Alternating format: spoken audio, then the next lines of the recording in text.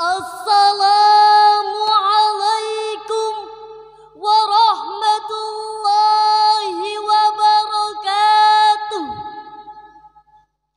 Alhamdulillahilladzi faddala bani Adam bil ilmi wat tuqa. Wassalatu wassalamu ala sayyidina Muhammadinil Mustafa wa ala alihi wa sahbihi ahli sidqi wal wafa. Allahumma salli ala sayyidina Muhammad sallallahu wasallam ala nabi sayyidina Muhammadin wa alihi wa sahbihi ajma'ina. Sallallahu wasallam ala nabi sayyidina Muhammadin wa alihi wa sahbihi ajma'ina. Amma ba'd. Dewan Hakim yang mulia, hadirin sebangsa setanah air yang berbahagia.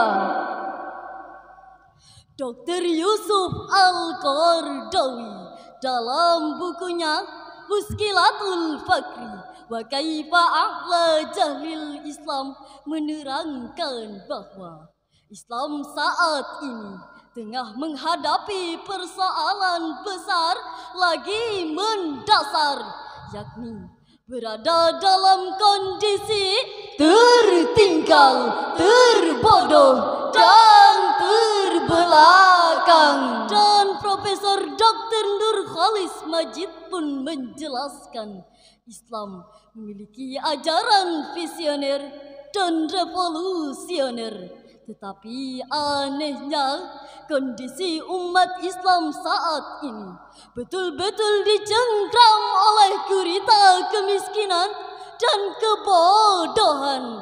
Ungkapan tersebut bukan hanya mengumbar kata tanpa fakta, sebab kenyataannya kita kalah oleh Amerika yang kapitalis. Kita jauh tertinggal oleh Cina yang konfusionis. Bahkan kita jauh terbelakang oleh Jepang yang Buddhis Taoist. Dampaknya hadirin, kita hanya menjadi bangsa yang berjiwa pengemis, mental apatis, dan berwatak iblis. Pikirannya kotor, jiwanya kental, mentalnya molor. Beranjak dari tekad inilah tergugah hati kami untuk menyampaikan syarahan Al-Quran dengan judul Konsep Pendidikan Berkarakter Berbasis Al-Quran sebagai landasan pertama, sebagaimana Allah berfirman dalam Al-Quran surah Al-Mujadalah ayat 11 yang berbunyi, A'udzu billahi minasy syaithanir rajim.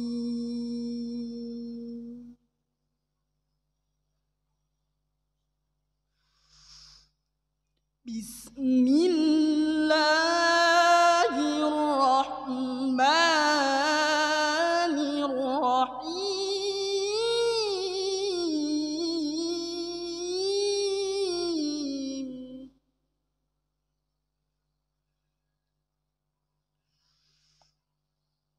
Ya ayyuhalladzina amanu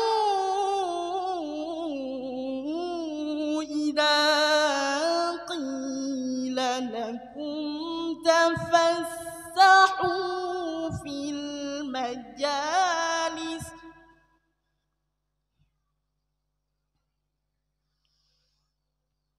إذا قيل لكم تفسحوا في المجالس فافسحوا يفسح الله لكم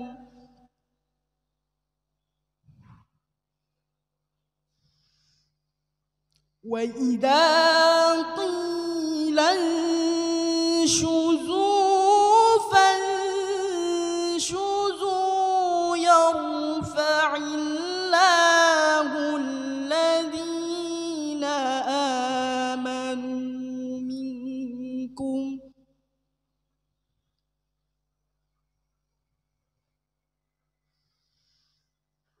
يرفع الله الذين آمنوا منكم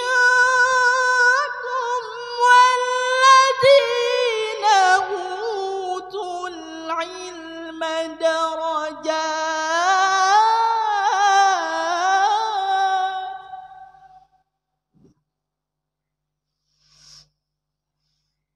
والله بما تعملون خبير.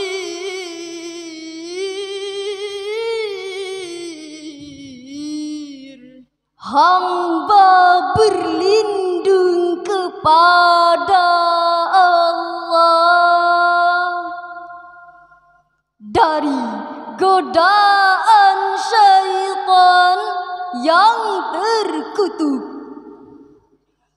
dengan menyebut nama Allah yang Maha Pengasih lagi Maha Penyayang. Hai orang-orang beriman, apabila dikatakan kepadamu, berlapang-lapanglah dalam majlis-majlis, maka berlapanglah, niscaya Allah akan memberi kelapangan untukmu. Dan apabila dikatakan berdirilah kamu, maka berdirilah, niscaya Allah akan meninggikan orang-orang yang berilmu di antaramu dan orang-orang yang berilmu pengetahuan beberapa derajat. Dan Allah Maha teliti terhadap apa yang kamu kerjakan. Hadirin rahimakumullah, Dr. Muhammad Sulaiman Al-Asqari dalam Zubbat At-Tafsir min Fath Al-Qadir menerangkan bahwa barang siapa berkumpul dalam diri seseorang iman dan ilmu, maka Allah akan mengangkat derajat orang tersebut dengan keimanannya dan kadar ilmu pengetahuannya beberapa derajat. Namun sebaliknya hadirin, jika ilmu tanpa didasari iman, maka hanya akan melahirkan model manusia jahiliyah. Akidahnya lemah, Imannya rendah, dan kerjaannya cuma buat hancur bangsa. Perhatikanlah hadirin, akhir-akhir ini kejahatan banyak dilakukan oleh orang-orang yang berpendidikan, berilmu dan berwawasan. Orang-orang miskin kalau mencuri hanya untuk makan sehari-hari. Orang-orang bodoh kalaupun mencuri hanya untuk mendapatkan sesuap nasi. Namun hadirin, jika orang-orang berpendidikan dan berdasi mulai beraksi dengan bersenjatakan pena, ngutak-atik dan memanipulasi data, hanya dengan sekejap mata hadirin, mereka mampu merogoh uang negara dengan nilai miliaran rupiah. Bukankah saat ini kita sedang dibuat bingung? Sebenarnya siapakah yang maling? Polisi kena, Hakim kena, jaksa kena, bahkan KPK-nya pun kena. Demikianlah hadirin, akibat ilmu yang tidak diimbangi dengan keimanan. Lalu apa yang harus kita lakukan setelah mendapatkan ilmu pengetahuan? Mari kita renungkan firman Allah dalam Al-Quran surah An-Nisa ayat 9 yang berbunyi, وَلْيَخْشَ الَّذِينَ لَوْ تَرَكُوا مِنْ خَلْفِهِمْ ذُرِّيَّةً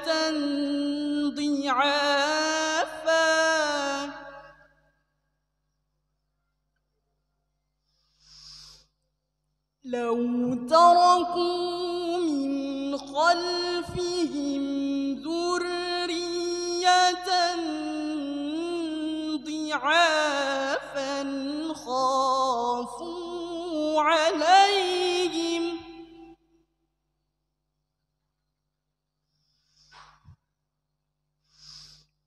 فليتقوا الله وليقولوا قولا شديدا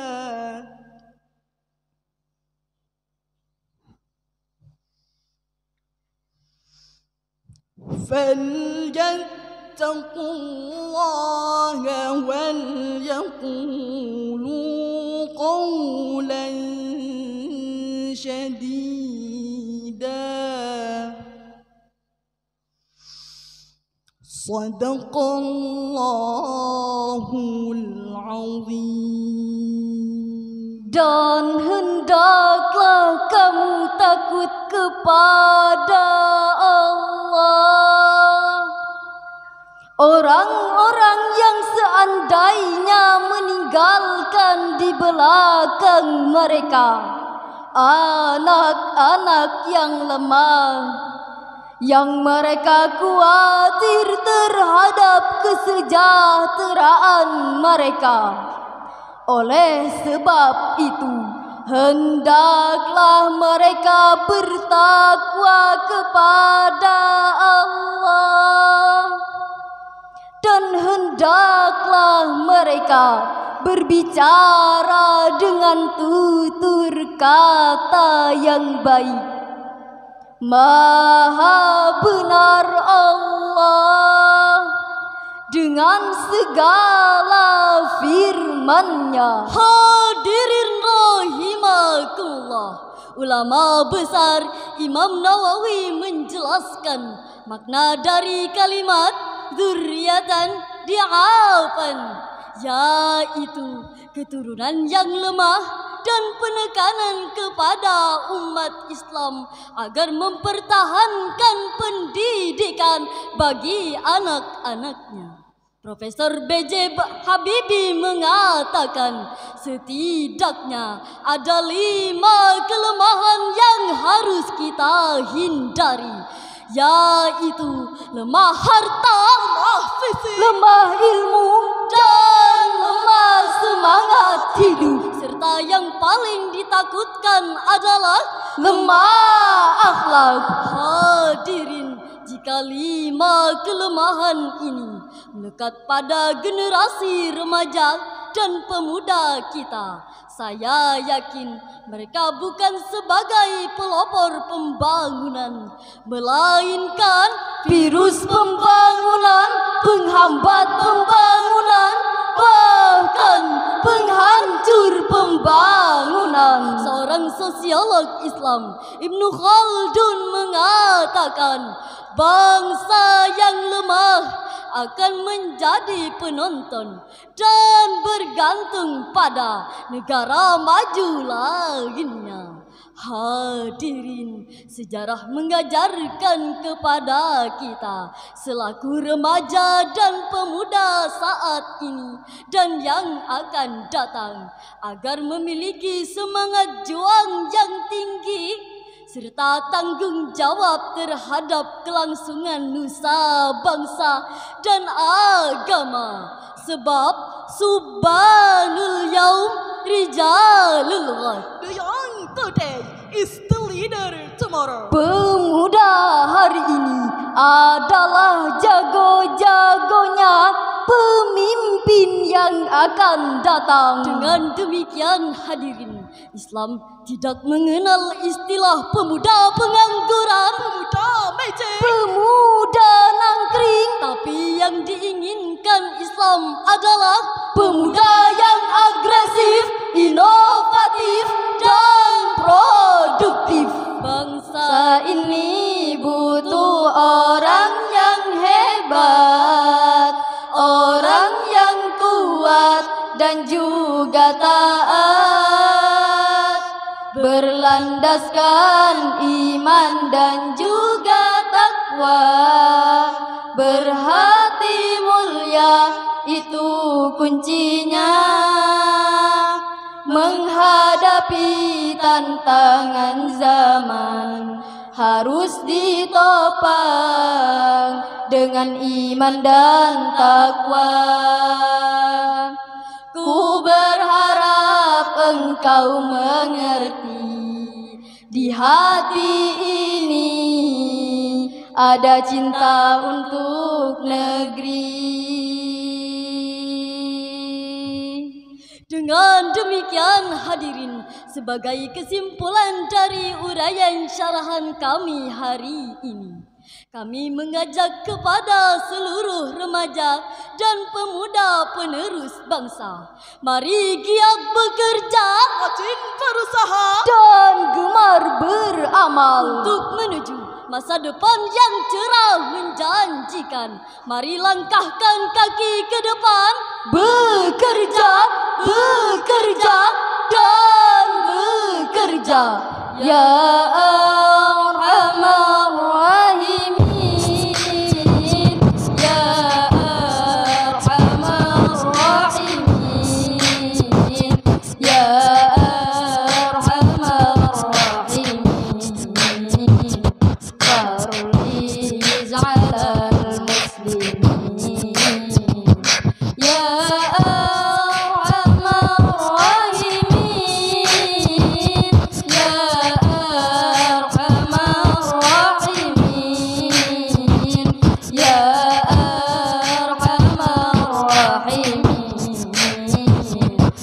Farliz alal muslimin,